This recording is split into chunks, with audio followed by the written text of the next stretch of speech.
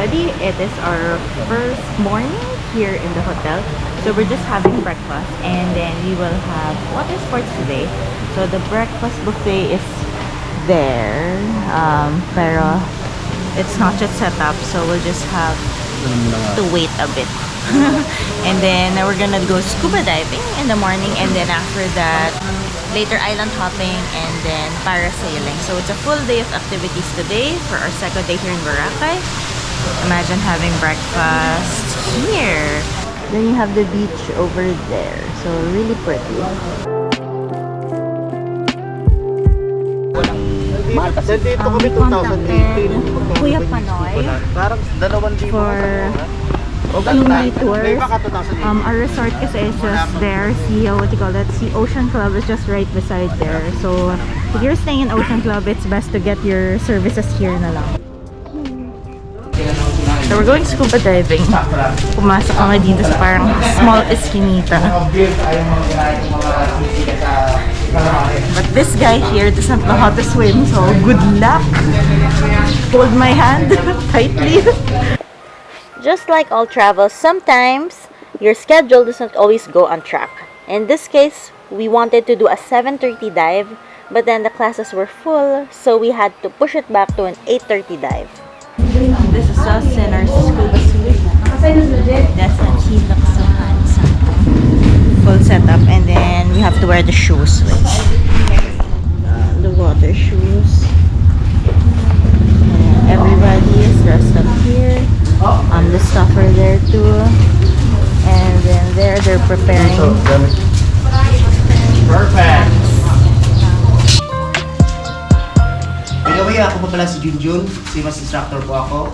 Staff ako dito ng Paradise Dive Center po. And then, may briefing muna tayo dito po at tapos ng briefing po dito, may practice muna tayo sa shallow water po. Kung ano tinuro ko dito, ipa-practice muna tayo sa shallow water po bago tayo pupunta ng diving po. So guys, we are going scuba diving. It's our first time to go scuba diving. I'm kind of nervous, so there are lots of instructions that I have to remember. But there's like a practice test first. So let's try it out. They'll just give us our gear and then we're good to go. Here we are. They're setting up Yam. I'm kind of nervous, pero it's just like a practice run. They're gonna see if we remembered everything lang. And then after that, we're gonna go deeper. Parang 10 to 15 meters only.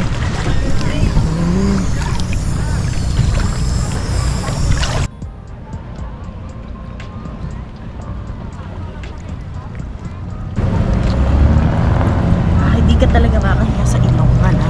Yes. So, palagi pong sa bibigan po yung paghinga natin. Tapos, pag nagtatanggal ng water, gano'n na. Tingnan lang. This is me. I'm ready.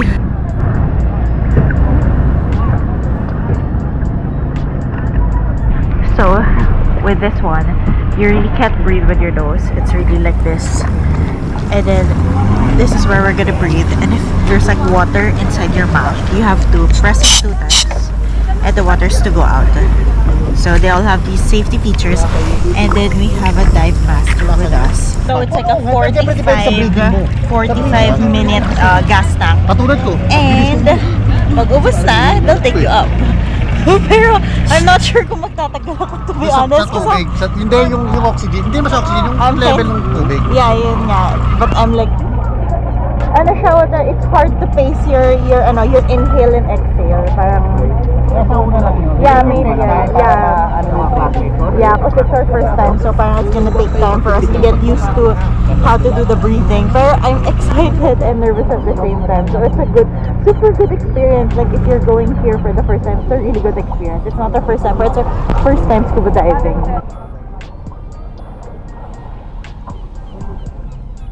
We're going to the How do you feel about it? Exciting nga eh. Hindi, yung flipping backwards. Medyo din ako nervous. Yung patalikod, flipping. May ano yun eh, may ano ng tubig, ng air. Kaya lulutang ka. Yeah, I know. Saka niya ipipress yun para lumubog ka. I know, pero yung falling in backwards parang it's kind of daunting for me. Wala pang practice si Kuya. Kaya mo na daw yan, Mark. And as you can see, we're heading pretty deep down in the ocean. We even had to take a boat going there. Sample, hi! Sample, what they will do, hold the back, hold the front, and then, oh my god. Orang kita map. 2, 1, oh! Oh my gosh, shit! Oh no! Wait! Oh, hindi pa ako ready. 3. Bye-bye. 2. Clear.